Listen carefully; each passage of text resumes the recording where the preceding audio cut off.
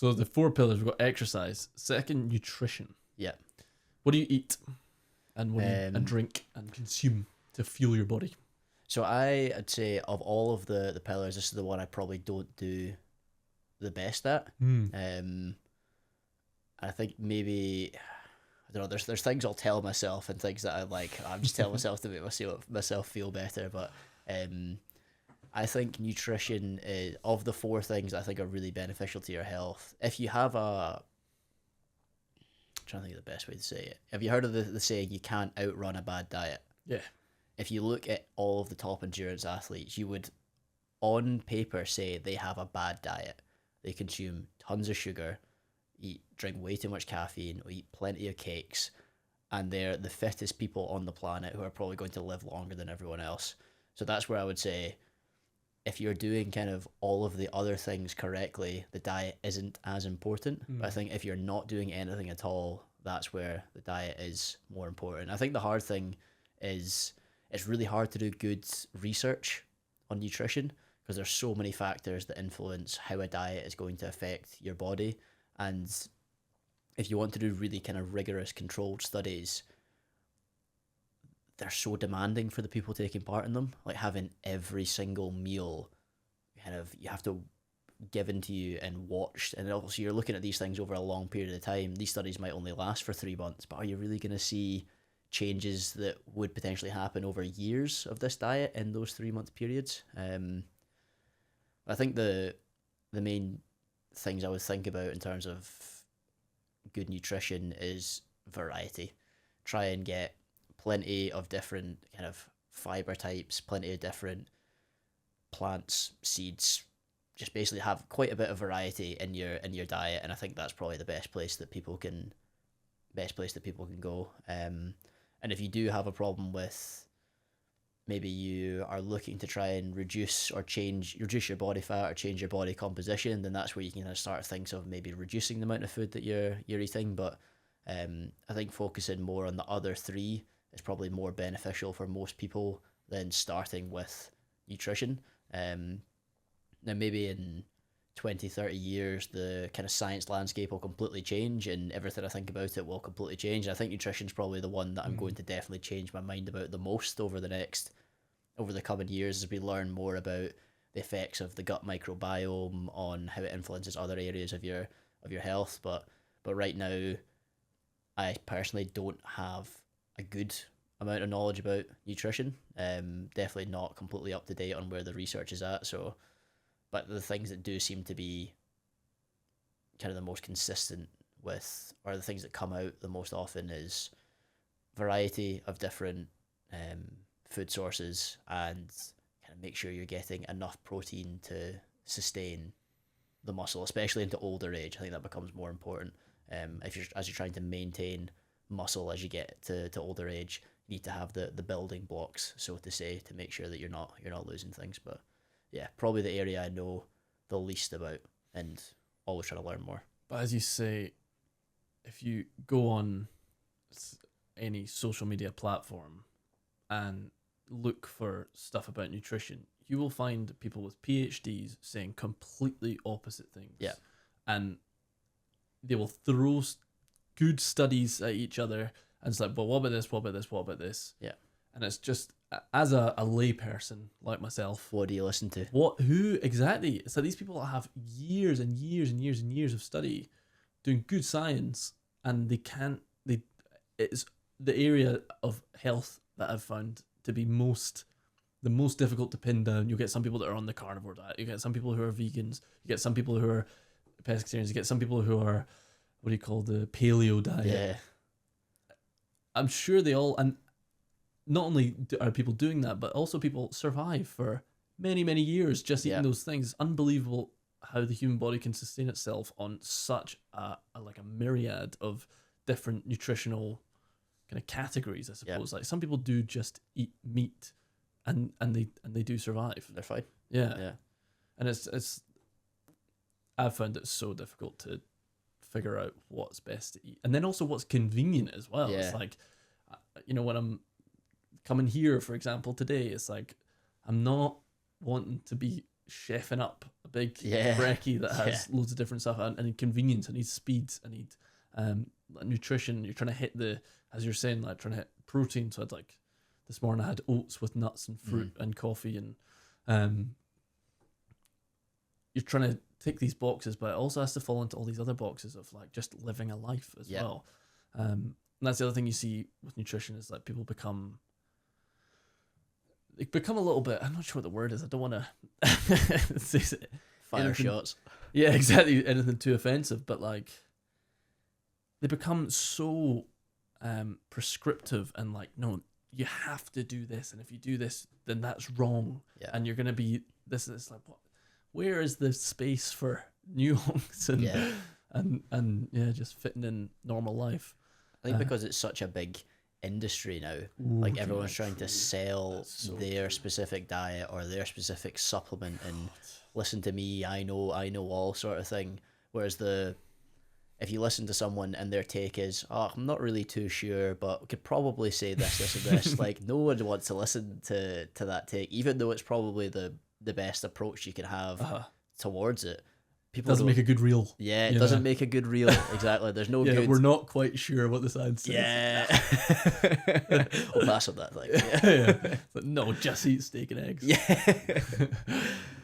Yeah, man, nutrition is such a hard one to pin down. And I think like there's just so many, like in research, you talk about things that can basically influence a result. You think of confounding variables or other things that factor in. Like you think of, like you might take some research that shows, people that are on a vegan diet live longer than people that are not on a vegan diet.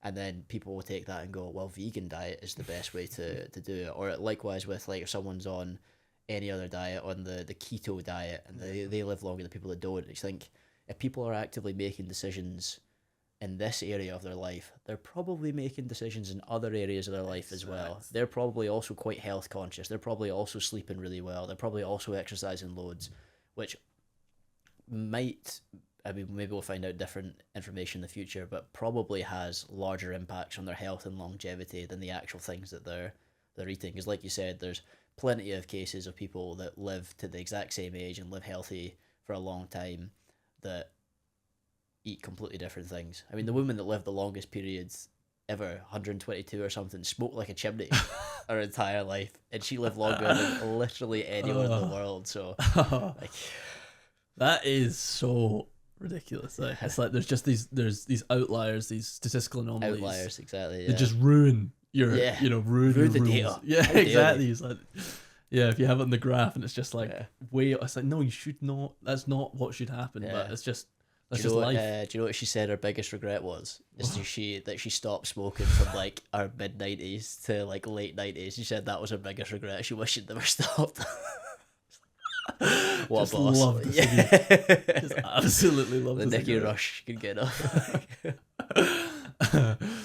Yeah, and as you say, I was thinking that when you were talking about doing good controlled trials for nutrition, when somebody it's very difficult to control somebody's food and diet and calorific intake and the type of food that they're consuming, all your macronutrients and stuff. You make them every single meal and you control that, and you never know exactly, are they just getting a Greg's on the way out as well. But also, what are the other lifestyle? It's so difficult to control for all the other lifestyle factors like sleep, and how do you measure the quality of somebody's relationships? How do you, like all these things that are just kind of, you can't measure. Yeah. Yeah. And you can't control it.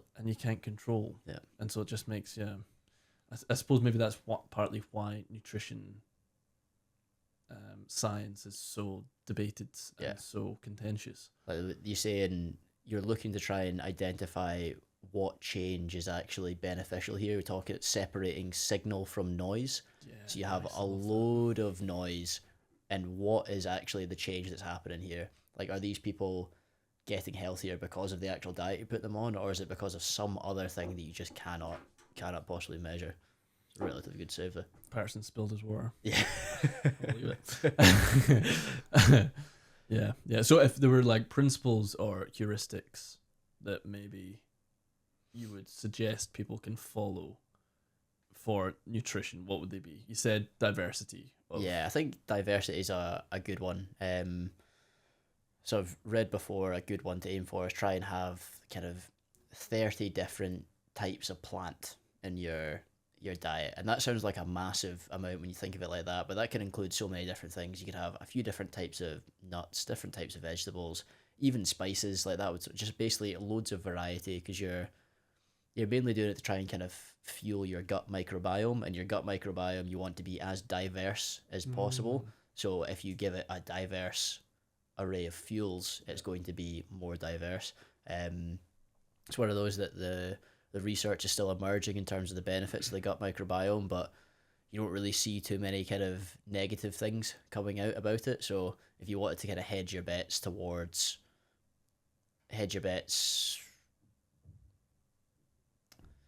to think of the best way to say it. Basically, yeah, most likely down the line we're going to kind of discover even more about how useful the gut microbiome is, and it seems to be that having a diverse diet is one of the best ways to improve that. So that's definitely be one to go for. And then adequate protein intake is just kind of important, mainly I'd say further on in life, because if you have lower protein intakes into elderly, advanced kind of stages of life, you're not going to be able to sustain muscle mass as well. And like you mentioned before, you kind of have the VO2 max component, but you also have the strength component, which is really important for living a long life. And if you don't have enough protein in your diet, then you're not going to be able to maintain the muscle mass. I feel like most people at a young age tend to get enough protein. Sometimes it's maybe overstated how much we actually do need. But yeah, diversity and making sure you're getting enough protein, and then depending on what, say if you're an athlete, it's kind of making sure that you're well fueled for all of your training, so you're kind of not being afraid to have carbohydrates, because they're important for actual performance and recovery. I'd say they're probably the main things I would think about, and I don't really lean towards any kind of specific diet or specific kind of this food group versus that food group. Just general diversity is probably the best thing to do. So kind of diversity of intake, and then also adequate protein. Yeah. Nice. I feel like you can't go too far Yeah. off if you start with that. Like, yeah. And then I think there is space as well to be what works for you as well. You know, absolutely. Because some people have, say, like Glenn, my flatmate, has a dairy intolerance. Mm-hmm. I can drink I love drinking milk. Just a big pint of milk. Weirdo, man. Milk guy. Big milk guy. But yeah, like it is very individual as well. Yeah. Like, there are people do have, can do really well on some, like Glenn and I are a good example of just he cannot consume milk. Yeah. Is it? Poor Glenn, man. Poor Glenn. Missing man. out, Glenn. I know. Or yeah.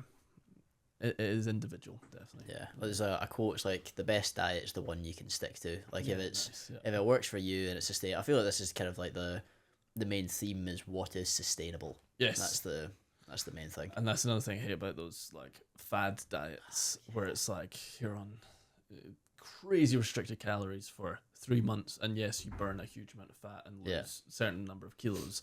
But then you just go back to exactly as your lifestyle was before. Just bounce back. And then, as you were touching on, there's people making bank off that as well, because they get you as part of their program. You're paying for all of their products for 12 weeks. Then for the next 12 weeks, you revert back to your old lifestyle and then back on it again. And it's just like they're just printing cash. Yeah, and the supplement industry is just a massive, massive thing now, and like a lot of it. There probably is like some sort of benefit, but I feel like the people that are truly going to get benefit from a lot of these things are the people that are doing everything else perfectly already. Like say you're an elite athlete and you do absolutely everything perfectly. Yeah, maybe taking the supplement might be the thing that gives you a little extra percentage in terms of your performance. Yeah. But for someone that smokes, drinks, sleeps terribly, and does no exercise, I think there's other things you could maybe do before taking this. The like, omega-3 supplement. yeah, exactly. I don't think that's gonna really fix everything else. Like, what supplements do you take? Do you take any?